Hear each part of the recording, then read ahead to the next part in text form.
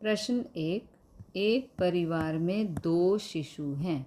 यदि प्रथम शिशु लड़की हो तो उस परिवार के दोनों शिशु लड़कियां हो, उसकी संभावना ज्ञात कीजिए। ओके, तो यहाँ लड़के को बी और लड़की को जी यानी गर्ल संकेत में दर्शाएंगे।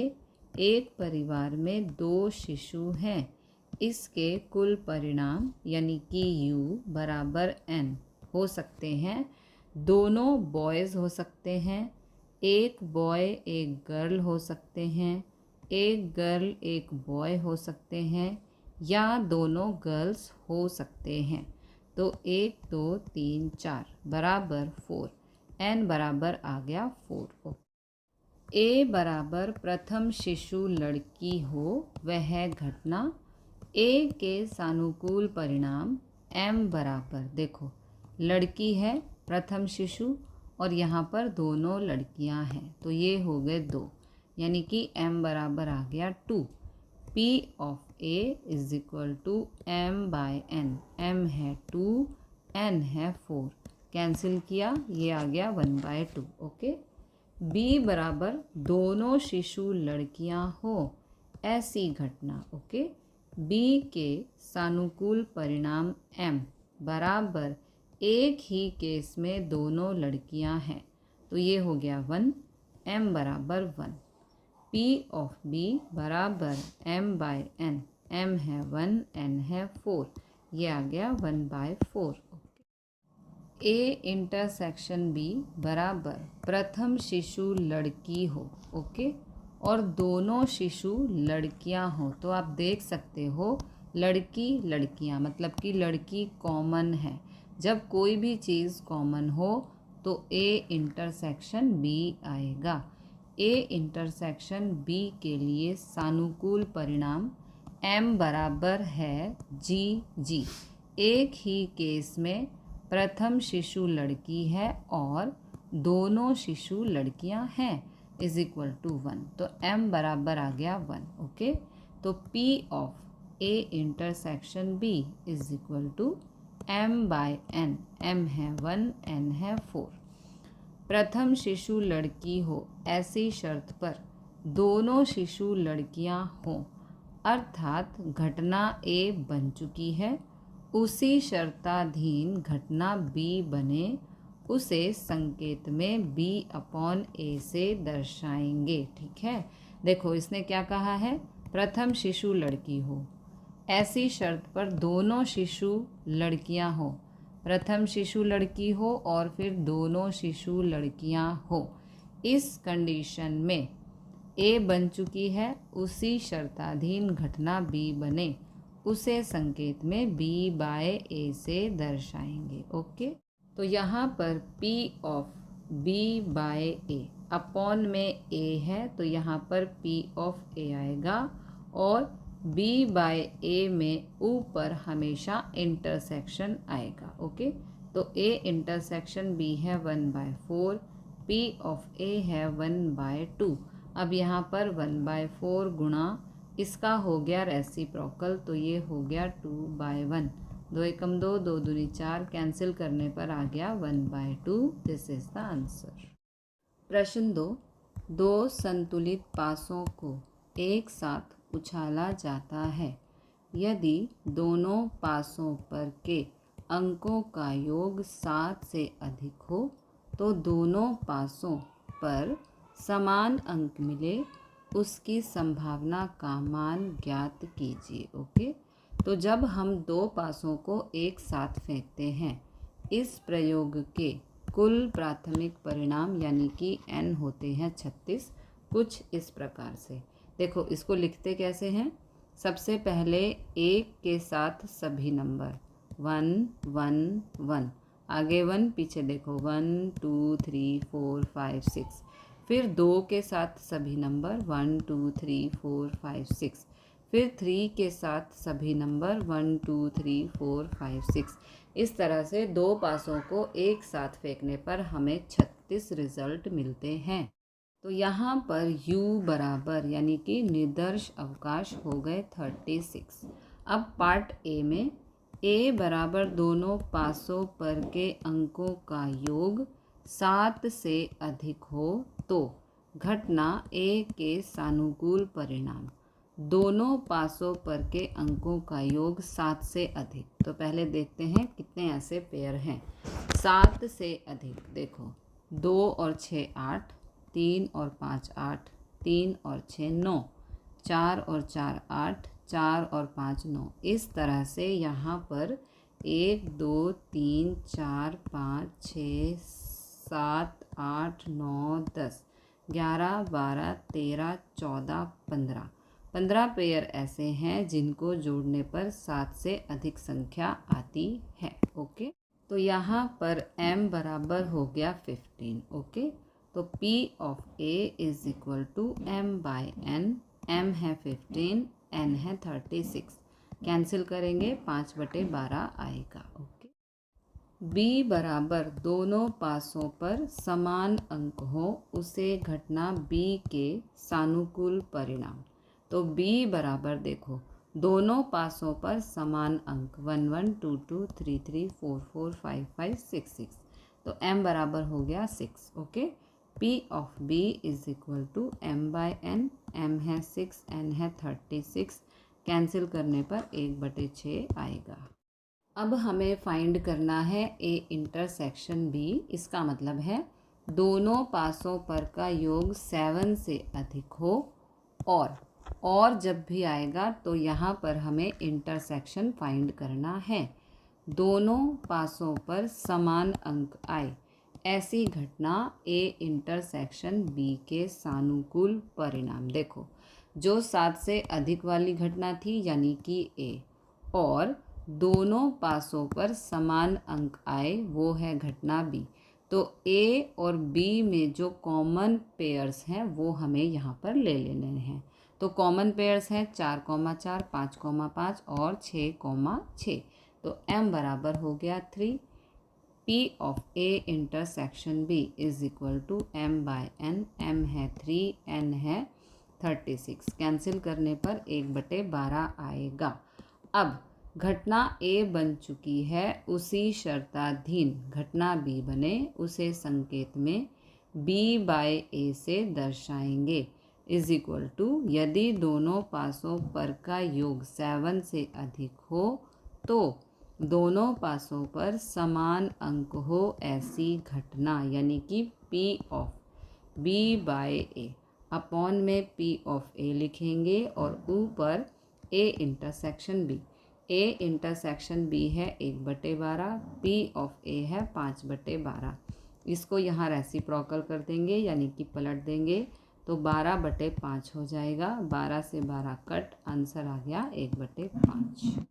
प्रश्न 3, पेट्रोल पंप पर आने वाले परिवहन में से 80% परिवहन चालक अपने परिवहन के साधन में पेट्रोल डलवाने आते हैं और 60% परिवहन चालक अपने व्हीकल में हवा डलवाने आते हैं।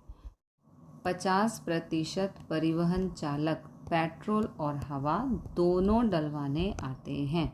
निम्न घटनाओं की संभावना ज्ञात कीजिए। ओके, तो सबसे पहले यहाँ पर पेट्रोल पंप पर आने वाला परिवहन चालक अपने परिवहन में पेट्रोल डलवाए, उससे घटना A कहें तो P ऑफ A बराबर 80/100, क्योंकि यहाँ पर 80% दिया है तो ये हो जाएगा 0.8। पेट्रोल पंप पर आने वाला परिवहन चालक अपने परिवहन में हवा डलवाए, उसे घटना B कहें तो P ऑफ B बराबर 60/100, क्योंकि 60% कहा है तो ये हो जाएगा 0.6। पेट्रोल पंप पर आने वाला परिवहन चालक पेट्रोल और हवा दोनों डलवाए, उसे A इंटरसेक्शन B कहेंगे। जब दोनों की बात हो रही है तो A इंटरसेक्शन B होगा। P of A intersection B is equal to ये हो जाएगा 50/100 इज इक्वल टू 0.5। ओके, क्योंकि दोनों के लिए 50% कहा है, इसलिए 50/100 ये हो जाएगा 0.5। पार्ट 1 में कहा है कोई परिवहन चालक अपने परिवहन में पेट्रोल डलवाने आते हैं तो वह चालक अपने परिवहन में हवा डलवाए, अर्थात ए बन चुकी है। ओके, ये घटना ए है, बन चुकी है, उसी के अधीन बी बने, उसे B/A कहें तो P of B by A is equal to, upon में P ऑफ A आएगा क्योंकि यहाँ पर A है, और ऊपर P of A intersection B आएगा। तो यहाँ पर वैल्यूज़ पुट कर देंगे, पॉइंट से पॉइंट कट, आंसर आ गया 5/8। पार्ट 2 में कोई परिवहन चालक अपने परिवहन में हवा डलवाने आते हैं तो वह अपने परिवहन में पेट्रोल डलवाए, अर्थात बी बन चुकी है, ये घटना बी है। ओके, बी बन चुकी है, उसी शर्ताधीन ए बने, उसे ए बाय बी कहें तो P of A by B is equal to, यहाँ पर B है इसलिए अपॉन में P ऑफ B, और ऊपर P of A intersection B is equal to, यहाँ पर वैल्यूज़ पुट कर देंगे, पॉइंट से पॉइंट कैंसिल, आंसर आ गया 5/6।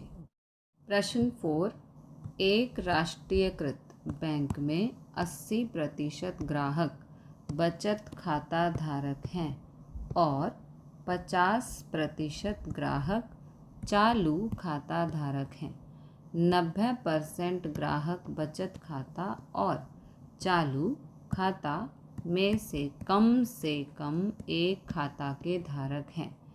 इस बैंक के खाता धारक में से यादृच्छिक रीति से चयन किया गया ग्राहक चालू खाता धारक हो तो वह बचत खाता धारक हो, उसकी संभावना ज्ञात कीजिए। ओके, तो यहाँ पर राष्ट्रीयकृत बैंक में ग्राहक बचत खाता धारक हो, उसे घटना ए कहें तो P ऑफ A बराबर 80% दिया है, इसलिए 80/100 ये हो जाएगा 0.8।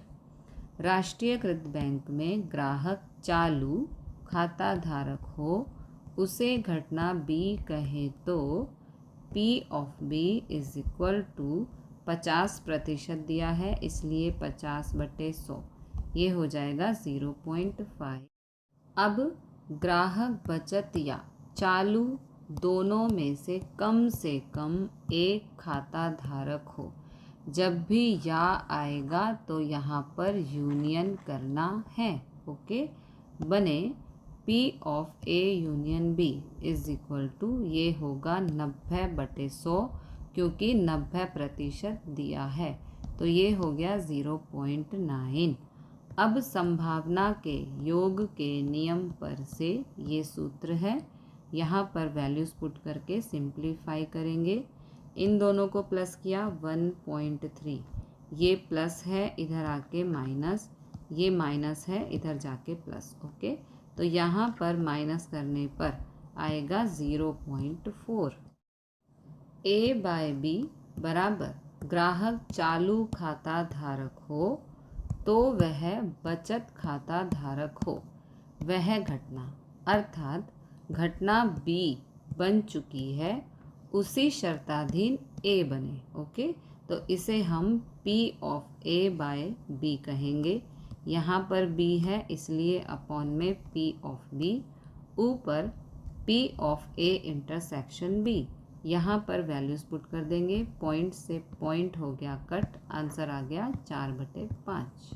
प्रश्न 5, एक यादृच्छिक प्रयोग के निर्दर्श अवकाश की कोई दो घटनाओं के लिए P of A is equal to 2/3, P of B is equal to 3/5 और P of B by A is equal to 3/4 हो तो P of A by B ज्ञात कीजिए। ओके, तो यहाँ पर हमें ये वैल्यूज़ दी हैं।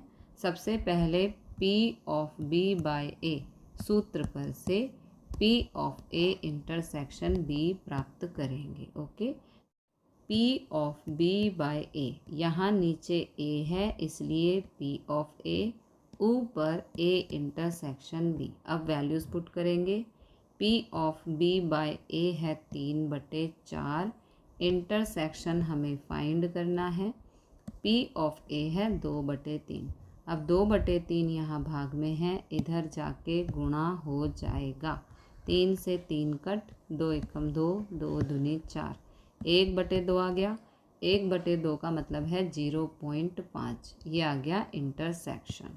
अब P of A by B, तो यहाँ नीचे B है इसलिए P ऑफ B, ऊपर इंटरसेक्शन। अब वैल्यूज़ पुट कर देंगे। इंटरसेक्शन है 1/2, P ऑफ B है 3/5। अब इस वाली टर्म का यहाँ रेसिप्रोकल हो गया।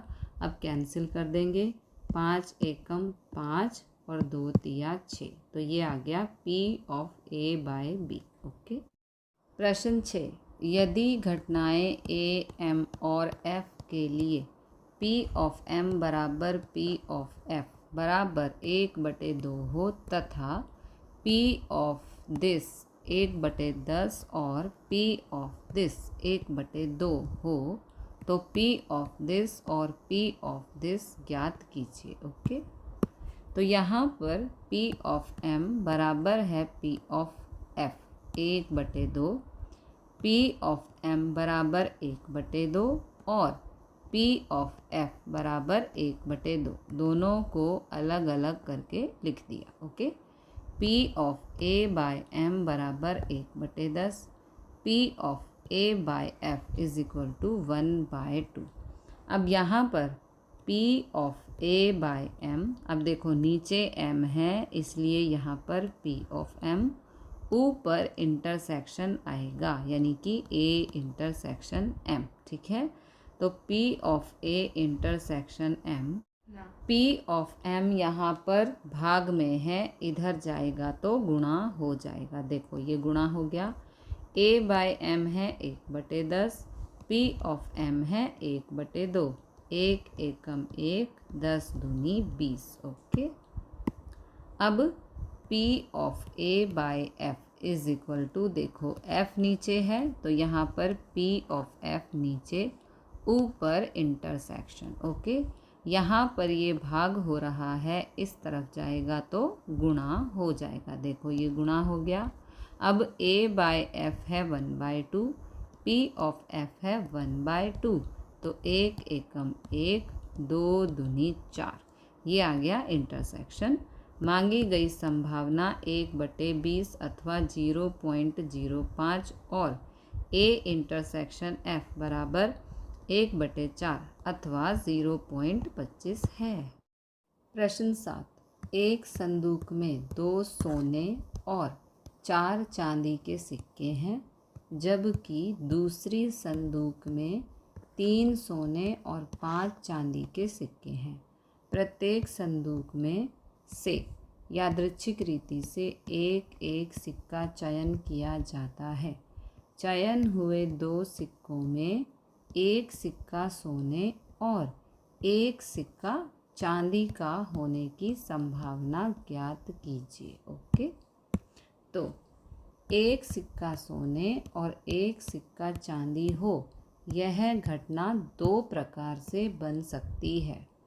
प्रथम संदूक में सोना, सोना का मतलब G फॉर गोल्ड। ओके, और दूसरी संदूक में चांदी यानी कि सिल्वर, इसको कहेंगे S2 सिक्के अथवा, अब यहाँ पर अथवा है। ओके, प्रथम संदूक में चांदी यानी कि S1 और दूसरी संदूक में सोना यानी कि G2 सिक्के हों, उसे घटना A कहें तो P is equal to G1 intersection S2। यहाँ पर इंटरसेक्शन है क्योंकि एक घटना दूसरी घटना से जुड़ी हुई है। Union P of S1 intersection G2। Okay, तो यहाँ पर भी इंटरसेक्शन, लेकिन यहाँ पर यूनियन क्योंकि दोनों घटनाएं परस्पर निवारक हैं। दोनों घटनाओं में कुछ भी कॉमन नहीं है, इसलिए यहाँ पर यूनियन। तो P of A is equal to यहाँ पर P of G1 intersection S2 plus union है, इसलिए यहाँ पर प्लस आ जाएगा P of S1 intersection G2। अब यहाँ पर हमें M/N फाइंड करना है। ओके, तो एक संदूक में 2 सोने और 4 चांदी के सिक्के हैं। 2 + 4 हो गया 6, यानी कि N हो गया 6। ओके, और 2 सोने के तो 2/6, 4 चांदी के तो 4/6। फिर जबकि दूसरी संदूक में 3 सोने और 5 चांदी के सिक्के हैं, तो 3 + 5 हो गया 8। ओके, तो 3 सोने यानी कि 3/8, 5 चांदी के सिक्के हैं तो 5/8। ओके, अब प्रत्येक की संभावना प्राप्त करें तो P ऑफ G1 प्रथम संदूक में चुना गया सिक्का सोने का हो 2/6 हो जाएगा। P ऑफ S2 यानी कि सिल्वर का, चांदी का, दूसरी संदूक में चुना गया सिक्का चांदी का हो 5/8 हो जाएगा। P ऑफ S1 प्रथम संदूक में चुना गया सिक्का चांदी का हो, ये 4/6। P ऑफ G2 दूसरी संदूक में चुना गया सिक्का चांदी का हो 3/8। उपयुक्त मान को सूत्र में रखने पर P ऑफ A, ये सूत्र है। देखो यहाँ प्लस आएगा क्योंकि यहाँ पर अथवा है। ओके, तो यहाँ पर सभी वैल्यूज़ को पुट कर देंगे। अब सिंप्लीफाई करना है। 2 पंजे 10, 6 अट्ठे 48, 4 तिया 12, 6 अट्ठे 48। डिनोमिनेटर सेम है, एक बार ही आ जाएगा। 10 + 12 होता है 22। ओके, ये आ गया P ऑफ A। प्रश्न 8, एक संयुक्त परिवार में 3 लड़के और 2 लड़कियां हैं, जबकि दूसरे संयुक्त परिवार में 2 लड़के और 4 लड़कियां हैं।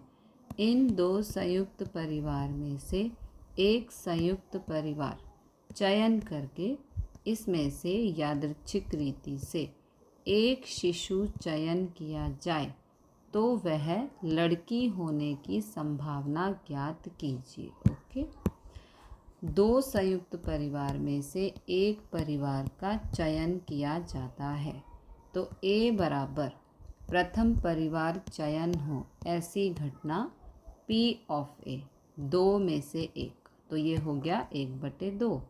B बराबर दूसरा परिवार चयन हो ऐसी घटना P of B is equal to 2 में से 1, ये भी हो गया 1/2। प्रथम परिवार में 3 लड़के और 2 लड़कियां हैं। कुल 5 शिशु में से एक शिशु चयन करने के कुल परिणाम यानी कि N, 5 में से 1, ये हो गया 5। G1 बराबर प्रथम परिवार में लड़की चयन हो, इसलिए यहाँ पर G फॉर गर्ल। ओके, प्रथम परिवार में, प्रथम मतलब 1, परिवार में लड़की चयन हो, वह घटना G1 के लिए सानुकूल परिणाम M बराबर। आगे प्रश्न में कहा है यादृच्छिक रीति से एक शिशु चयन किया जाए तो वह लड़की होने की संभावना ज्ञात कीजिए। ओके, तो G1 मतलब कि गर्ल, प्रथम परिवार में लड़की चयन हो, वह घटना G1 के लिए सानुकूल परिणाम यानी कि M बराबर 2C1, क्योंकि 2 लड़कियां हैं। ओके, तो 2 में से 1, ये आ गया 2, तो P of G1 is equal to M/N, ये हो गया 2/5। अब दूसरे परिवार में 2 लड़के और 4 लड़कियां हैं। कुल 6 शिशु में से एक शिशु चयन करने के कुल परिणाम 6C1, ये हो गया 6, तो ये हो गया N। ओके, नाउ G2, मतलब गर्ल और दूसरा परिवार, दूसरा परिवार में लड़की का चयन हो, वह घटना G2 के लिए सानुकूल परिणाम यानी कि M। अब यहाँ पर 4 लड़कियाँ हैं, तो 4 में से एक, ये हो गया 4। तो P of G2 is equal to m/n। m है 4, n है 6, कैंसिल करने पर आ गया 2/3। अब A intersection G1 is equal to प्रथम परिवार का चयन हो और उसमें से लड़की का चयन हो। तो ये कॉमन घटनाएं हो गई, इसलिए यहाँ पर इंटरसेक्शन आएगा। प्रथम परिवार है और उसमें से ही लड़की है तो कॉमन हो गया, है ना। तो यहाँ पर P of A intersection G1 is equal to intersection है, इसलिए यहाँ गुणा का निशान। P of A 1/2, P of G1 है 2/5, 2 से 2 कट, ये आ गया 1/5। फिर B इंटरसेक्शन G2 दूसरा परिवार का चयन हो और उसमें से लड़की चयन हो, तो ये भी कॉमन हो गया, इसलिए यहाँ पर इंटरसेक्शन है, इसलिए यहाँ पर गुणा का निशान। P ऑफ B है 1/2, P ऑफ G2 है 2/3, 2 से 2 कट, ये आ गया 1/3। चुना गया शिशु लड़की हो उसकी संभावना, इन दोनों को प्लस कर देंगे, इसलिए यहाँ पर यूनियन आएगा। ओके, तो यहाँ पर प्लस 1/5 प्लस 1/3। अब यहाँ पर एलसीएम लेंगे, तिरछी और छेदों की गुणा। 3 एकम 3, 5 एकम 5, 3 पंजे 15, 3 + 5 हो गया 8, 8/15। This is the answer. प्रश्न 9, एक बॉक्स में 10 आइसक्रीम कोन हैं, जिसमें से 3 कोन का वज़न नियत किया गया वज़न से कम है और शेष 7 कोन का वज़न नियत किया वज़न जितना है। इस बॉक्स में से एक के बाद एक ऐसे 2 कोन पुरवणी सहित यादृच्छिक रीति से पसंद किया जाता है। चयन किया गया दोनों कोन नियत वज़न से कम वजन वाले होने की संभावना ज्ञात कीजिए। ओके, तो 10 आइसक्रीम कोन में से यादृच्छिक रूप से पूर्ति सहित एक के पश्चात एक ऐसे 2 कोन का चुनाव के प्रकार कुल 10 में से एक, 10 में से एक, क्योंकि इसने कहा है एक के पश्चात एक, यानी कि 1 बाय 1 हमको लेना है और इसीलिए यहाँ पर गुणा का निशान है।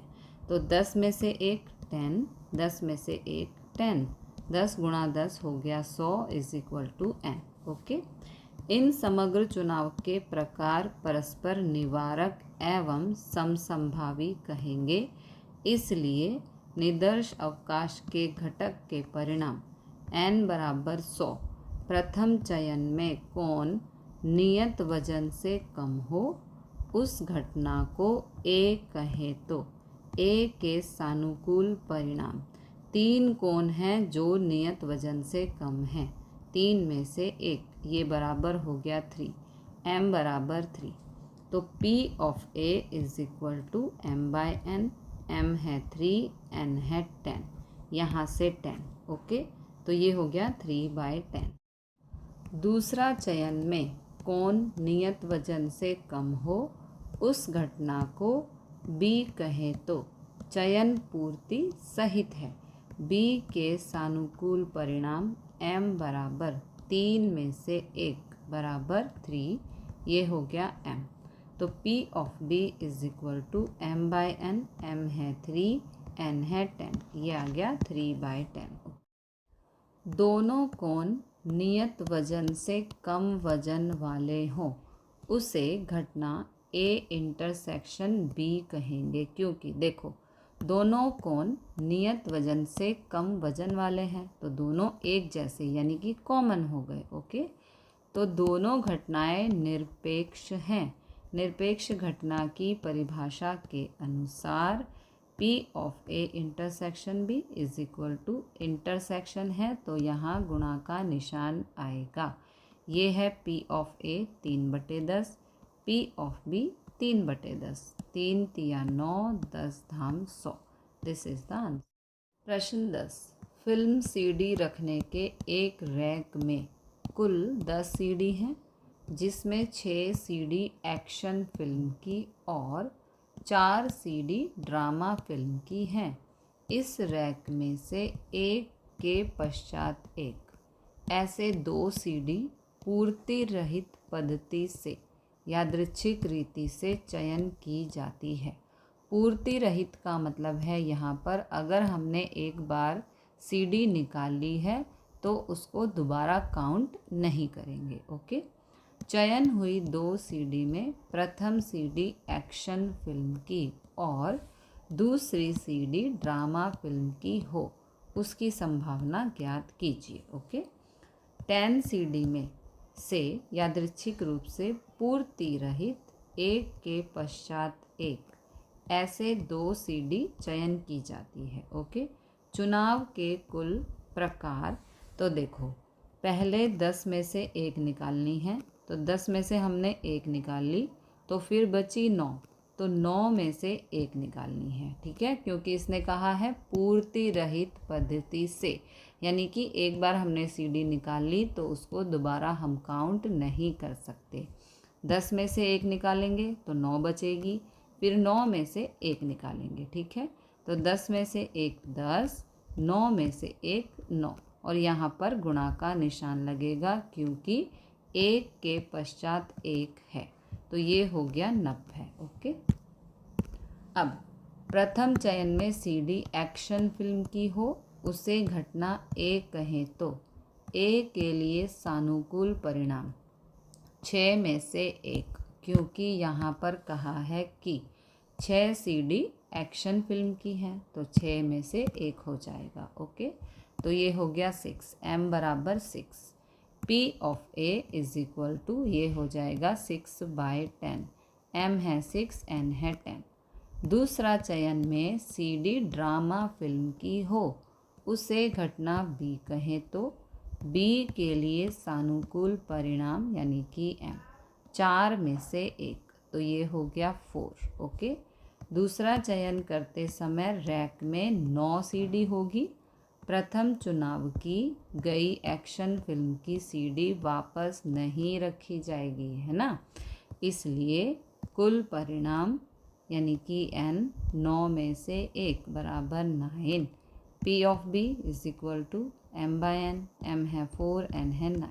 ओके, दोनों घटनाएं निरपेक्ष हैं, यानी कि इनमें से कुछ भी कॉमन नहीं है, तो P of A intersection B is equal to P of A गुणा P ऑफ B। इंटरसेक्शन है इसलिए यहाँ पर गुणा P of A 6/10, P of B 4/9, 6 चौक 24, 10 निम 90, कैंसिल करेंगे तो आंसर आएगा 4/15। प्रश्न 11, 2 संतुलित पासा एक साथ उछाले जाएं तो पार्ट 1 कम से कम एक पासा पर अंक 5 मिले, उसकी संभावना। ओके, तो 2 संतुलित पासों को एक साथ उछालने पर हमें इस तरह से 36 रिजल्ट मिलते हैं। अब यहाँ पर जो हमें पूछा है कम से कम एक पासा पर अंक 5 मिले, उसकी संभावना। प्रथम पासा पर अंक 5 मिले, उसे घटना बराबर A। देखो क्या बोल रहे हैं, प्रथम पासा पर अंक 5 मिले, तो प्रथम पासा पर अंक 5, 3, 4, 5, 6 ऐसे 6 रिजल्ट हैं जिसमें प्रथम पासा पर 5 अंक हमें मिलता है। ओके, तो प्रथम पासा पर अंक 5 मिले, उसे घटना बराबर A। दूसरा पासा पर अंक 5 मिले, उसे घटना बराबर B। कम से कम एक पासा पर अंक 5 मिले, उसे घटना A यूनियन B कहेंगे, क्योंकि यहाँ पर कम से कम कहा है इसलिए यूनियन आएगा। घटना A के सानुकूल परिणाम यानी कि M, क्योंकि कहा है कम से कम एक पासा पर अंक 5 मिले, तो m बराबर हो गया 1। घटना A की संभावना P of A is equal to m/n, m है 1, n है 6। घटना B के सानुकूल परिणाम m बराबर 1। घटना B की संभावना P of B is equal to m by n। m है 1, n है 6। ओके, क्योंकि घटना B हमें वो वाले रिजल्ट लेने हैं जिसमें दूसरे पासे पर 5 है। ओके, तो ये टोटल है 1 2 3 4 5 6, इसलिए यहाँ पर n बराबर 6 होगा। अब A और B निरपेक्ष होने से घटनाएं A डैश और B डैश भी निरपेक्ष होंगी। तो P ऑफ A डैश ये सूत्र है 1 माइनस P ऑफ A है 1/6, ये हो गया 5/6। P of B dash is equal to ये सूत्र है 1 माइनस P ऑफ B है 1/6, तो ये भी हो गया 5/6। निरपेक्ष का मतलब है कुछ भी कॉमन नहीं है। ओके, कम से कम एक पासा पर पूर्णांक 5 मिले उस घटना की संभावना, कम से कम कहा है इसलिए यहाँ पर यूनियन आएगा। ओके, तो P of A union B ये है सूत्र। यहाँ पर वैल्यूज पुट कर देंगे। अब इसे करेंगे सिंप्लीफाई। यहाँ पर 1, 5 पंजे 25, 6 6 36, 36 एकम 36 माइनस 25, 36 माइनस 25 हो गया 11, 11/36 ये आ गया आंसर। पार्ट 2 में हमें कहा है प्रथम पासा पर अंक 5 या 6 मिले और दूसरा पासा पर पूर्णांक मिले उसकी संभावना। तो A1 बराबर प्रथम पासा पर अंक 5 या 6 मिले वह घटना, B1 बराबर दूसरा पासा पर अंक पूर्णांक मिले वह घटना। प्रथम पासा पर अंक 5 या 6 मिले और दूसरा पासा पर पूर्णांक मिले उसे A1 इंटरसेक्शन B1 कहें तो, क्योंकि जो पूर्णांक होगा उसमें 6 भी होगा, इसलिए यहाँ पर इंटरसेक्शन आएगा। तो घटना A1 के सानुकूल परिणाम यानी कि M, इन्होंने कहा है 5 या 6, तो दोनों हो सकते हैं, इसलिए M बराबर 2। P of A1 is equal to m by n। m है 2, n है 6। n 6 है क्योंकि पार्ट 2 में कहा है प्रथम पासा पर अंक 5, तो प्रथम पासा पर अंक 5 इसके परिणाम है 6 या 6 मिले। प्रथम पासा पर अंक 5 या 6 मिले, तो प्रथम पासा पर 6 मिले ऐसे परिणाम हैं यहाँ पर 6, लेकिन इन्होंने या कहा है, तो या तो हम 5 के परिणाम ले सकते हैं या हम 6 के परिणाम ले सकते हैं। ओके, इसलिए यहाँ पर n बराबर 6 लेंगे। ठीक है, घटना B1 के सानुकूल परिणाम यानी कि m बराबर है 3, पूर्णांक अंक होंगे 2 4 6। पूर्णांक का मतलब है 2 की टेबल में आने वाले नंबर, जो है यहाँ पर 3। ओके, तो P of B1 is equal to m by n। m है 3, n है 6। अब A1 और B1 निरपेक्ष घटनाएं हैं। निरपेक्ष घटना का मतलब है A1 और B1 में कुछ ना कुछ कॉमन है। यहाँ पर 6 कॉमन है दोनों घटनाओं में। ओके, तो P of A1 intersection B1, क्योंकि यहाँ पर 6 कॉमन है तो यहाँ पर इंटरसेक्शन आएगा, इज इक्वल टू ये है सूत्र। यहाँ पर वैल्यूज़ पुट कर देंगे। P ऑफ A1 है 2/6, B1 है 3/6, 2 तिया 6, 6 6 36, कैंसिल करने पर 1/6 आंसर आ गया। प्रश्न 12, संभावना का सवाल तान्या, कथन और कीर्ति को हल करने के लिए दिया जाता है। वह सवाल सही हल कर सके उसकी संभावना क्रमशः 2/3, 3/4 और 1/2। सवाल सही गिना जाए उसकी संभावना ज्ञात कीजिए। ओके, तानिया सवाल सही हल कर सके उसे घटना A कहें तो P of A is equal to 2/3। कथन सवाल सही हल कर सके उसे घटना बी कहें तो P ऑफ B 3/4। कीर्ति सवाल सही हल कर सके उसे घटना C कहें तो P ऑफ C 1/2 है।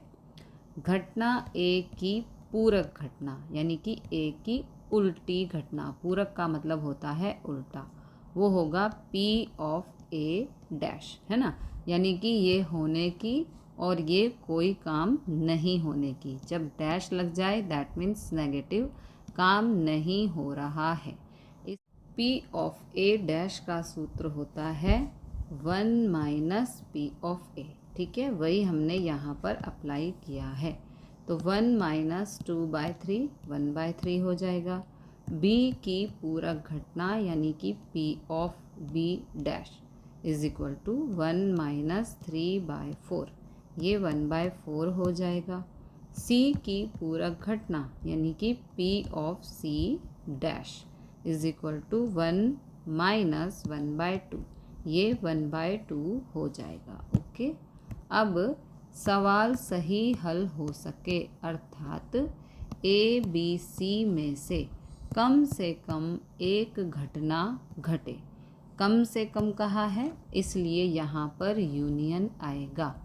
तीनों सवाल हल ना कर सके अर्थात सभी में डैश लग जाएगा, क्योंकि कहा है तीनों सवाल हल ना कर सकें, तो तीनों मतलब ABC ना कर सके उसके लिए डैश। ठीक है, बने। अब P ऑफ ये जो है ये कम से कम एक घटना के लिए है, प्लस में ये जो है हल ना कर सके उसके लिए है। ओके, तो इज इक्वल टू 1 हो जाएगा। अब इसको यहाँ पे रखेंगे, इस पूरी टर्म को उठा के इस तरफ लेके जाएंगे, यहाँ प्लस है तो यहाँ माइनस हो जाएगा। ओके, तो यहाँ माइनस हो गया, तो 1 माइनस यहाँ पर ये जो है इनको सबको अलग अलग कर दिया, तो यहाँ पर हो गया 1 minus P of A dash गुणा P ऑफ B डैश गुणा P of C dash. Okay, अब इन सब की वैल्यूज़ यहाँ पर पुट कर देंगे। ये है 1/3, P ऑफ B डैश है 1/4, P ऑफ C डैश है 1/2। अब इसे करेंगे सिंप्लीफाई, तो 1 एकम 1 1 एकम 1, यहाँ पर 1 3 चौक 12 12 दूनी 24, ये हो गया 24, और यहाँ पर है 1 माइनस 24 एकम 24 माइनस 1 23/24, ये आ गया आंसर।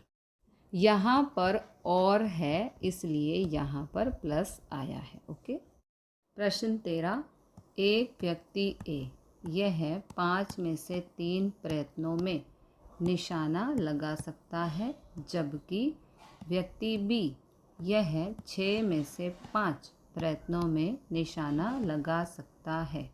यदि दोनों व्यक्ति एक साथ निशाना लगाएं तो निशाना लग जाए उसकी संभावना ज्ञात कीजिए। ओके, तो A व्यक्ति 5 में से 3 प्रयत्नों में निशाना लगा सके उसे घटना A1 कहें तो A1 की संभावना P of A1 is equal to m/n, यानी कि यहाँ पर n है 5 और m है 3, तो ये हो गया 3/5। B व्यक्ति 6 में से 5 में निशाना लगा सके उसे घटना B कहें तो B की संभावना P of B1 m/n, m है 5 n है 6, है ना, टोटल यहाँ पर 6 है। तो घटना A1 की पूरक घटना, पूरक का मतलब होता है उल्टा। Okay, P of A1 dash is equal to, ये है सूत्र, वही यहाँ पर हमें अप्लाई करना है, 1 minus P of A। Okay, P of A का मान है 3/5, 5 एकम 5 माइनस 3, यहाँ पर 5 में से 3 गया 2/5। घटना B1 की पूरक घटना यानी कि P of B dash 1 is equal to 1 minus P of B। Okay, P of B है 5/6, 6 एकम 6, यहाँ पर -5, 6 में से 5 गया 1, ये हो गया 1/6।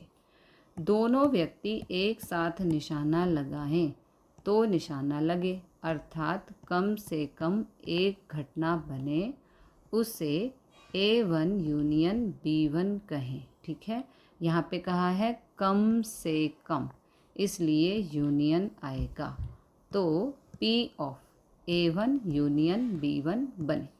दोनों व्यक्ति का निशाना ना लगे, अर्थात A1 dash intersection B1 dash बने। ठीक है, यहाँ पर लगे तो यूनियन, यहाँ पर ना लगे तो इंटरसेक्शन और साथ में डैश भी आएगा। जब भी ना आएगा, नहीं आएगा तो डैश आएगा। ओके, तो अब यहाँ पर दोनों को ऐड कर देंगे, क्योंकि यहाँ पर और जैसी संभावना है, कम से कम एक घटना बने और दोनों व्यक्ति का निशाना ना लगे, तो और जैसी संभावना है, इसलिए यहाँ पर प्लस आएगा इज इक्वल टू 1। ओके, तो यहाँ पर P of A1 union B1 बराबर, जो ये डैश वाली है यानी कि इंटरसेक्शन, इसको उठा के इस तरफ लाएंगे, यहाँ प्लस में थी, यहाँ पे आके माइनस हो जाएगी। अब 1 माइनस इन दोनों को अलग अलग कर देंगे, और इंटरसेक्शन है इसलिए यहाँ पर गुणा का निशान आएगा।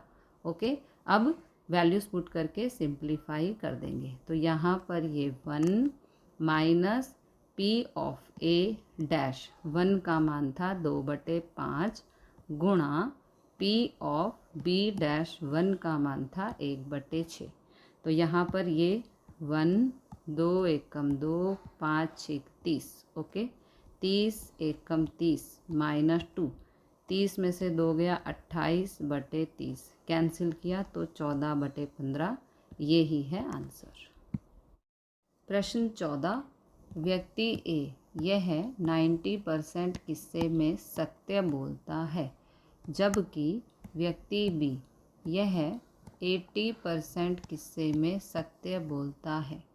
व्यक्तियों A और B एक ही विधान प्रस्तुत करने में भिन्न हो जाएं, उसकी संभावना ज्ञात कीजिए। ओके, व्यक्ति A 90% किस्से में सत्य बोलता है, उसकी संभावना, यहाँ 90% है तो इसे 90/100 कर देंगे, ये हो जाएगा 0.9। P of A is equal to 0.9। व्यक्ति B 80% किस्से में सत्य बोलता है, उसकी संभावना, 80% को 80/100 लिख देंगे, ये हो जाएगा 0.8। P ऑफ B बराबर 0.8। व्यक्ति A असत्य बोले, अर्थात A की पूरक घटना, मतलब कि उल्टी घटना A डैश बने। ओके, तो P ऑफ A डैश का सूत्र होता है 1 माइनस P ऑफ A, तो 1 माइनस 0.9, ये हो जाएगा 0.1। P ऑफ A डैश आ गया 0.1। व्यक्ति B असत्य बोले, अर्थात B की पूरक घटना B डैश बने। P of B dash is equal to 1 minus 0.8, ये है P ऑफ B, माइनस करने पर 0.2 आएगा, तो P of B dash is equal to 0.2, यहाँ पर ये बराबर का निशान है। ओके, अब A और B एक ही विधान प्रस्तुत करने में भिन्न हो, अर्थात A सत्य बोले और B असत्य बोले। सत्य बोलना एक पॉजिटिव चीज़ है, इसलिए यहाँ पर हो जाएगा P ऑफ A। ओके, यहाँ पर और है इसलिए इंटरसेक्शन। असत्य बोलना नेगेटिव चीज़ है, इसलिए यहाँ पर होगा P of B dash. Okay, next, B सत्य बोले और A असत्य बोले। ठीक है, तो सत्य बोलना पॉजिटिव चीज़ है, तो यहाँ पर P ऑफ B हो जाएगा, और है इंटरसेक्शन, A असत्य बोले तो P of A dash. Okay, अब इन दोनों को यहाँ पर प्लस करना है, क्योंकि यहाँ पर या की कंडीशन भी बन रही है, ठीक है, कि या तो ए सत्य बोले या बी सत्य बोले, ऐसी ऐसी कुछ या में भी कंडीशन बन रही है, इसलिए इन दोनों को हम प्लस कर देंगे। ओके, तो यहाँ पर प्लस कर दिया। अब ये इस तरह से हम इसको ओपन कर सकते हैं। P ऑफ A, यहाँ पर इंटरसेक्शन है इसलिए गुणा P of B dash. Okay, फिर ये प्लस, फिर इसको ओपन कर देंगे P ऑफ B, इंटरसेक्शन है इसलिए गुणा P of A dash. Okay, अब वैल्यूज पुट करके सिंप्लीफाई कर देंगे। P ऑफ A है 0.9, P ऑफ B डैश है 0.2 प्लस P ऑफ B है 0.8, P ऑफ A डैश है 0.1। इन दोनों को गुणा करेंगे ये आएगा, इन दोनों को गुणा करेंगे ये आएगा। अब इन दोनों को प्लस करना है, आंसर आएगा 0.26। ओके, प्रश्न 15, यदि यादृच्छिक प्रयोग की 3 घटनाएं A और B और C निरपेक्ष घटनाएं हों और P of A is equal to this, P of B is equal to this एवं P of C is equal to this हो, तो P of A union B union C ज्ञात कीजिए। ओके, A B C 3 घटनाएं निरपेक्ष हैं। निरपेक्ष का मतलब होता है यदि घटना A बनने की संभावना घटना B घटने या न घटने पर कोई प्रभाव न डाले तो A और B को निरपेक्ष घटनाएं कहते हैं। यानी कि कोई घटना दूसरी घटना पर कोई प्रभाव ना डाले, वहाँ पर वो निरपेक्ष होती है। ओके, तो क्योंकि निरपेक्ष है इसलिए यहाँ पर इंटरसेक्शन आएगा। P of A intersection B is equal to, intersection है इसलिए यहाँ पर गुणा, इंटरसेक्शन यहाँ पर गुणा, इंटरसेक्शन यहाँ पर गुणा। अब तीनों का इंटरसेक्शन यानी कि यहाँ पर गुणा और गुणा। ओके, तीनों घटनाएं निरपेक्ष हैं इसलिए योग के नियम को निम्नानुसार लिखेंगे। ये योग का नियम है। ओके, अब यहाँ पर वैल्यूज़ पुट करके सिंप्लीफाई कर देंगे। P ऑफ A है ये, P ऑफ B है ये, P ऑफ C है ये, P ऑफ A यहाँ, P ऑफ B यहाँ, P ऑफ A यहाँ, P ऑफ C यहाँ, ये P of B, P of C, P of A, P of B, P of C। अब इसे करेंगे सिंप्लीफाई। इन तीनों को प्लस करेंगे ये आएगा, यहाँ पर है माइनस तो माइनस, इन दोनों को गुणा करेंगे तो ये आएगा माइनस माइनस, इन दोनों को गुणा करेंगे ये आएगा, यहाँ माइनस माइनस, इन दोनों को गुणा करेंगे ये आएगा, यहाँ पर है प्लस। ओके, इन तीनों को गुणा करने पर ये आएगा। अब आगे सिंप्लीफाई करेंगे तो आंसर आएगा 0.72। This is the answer.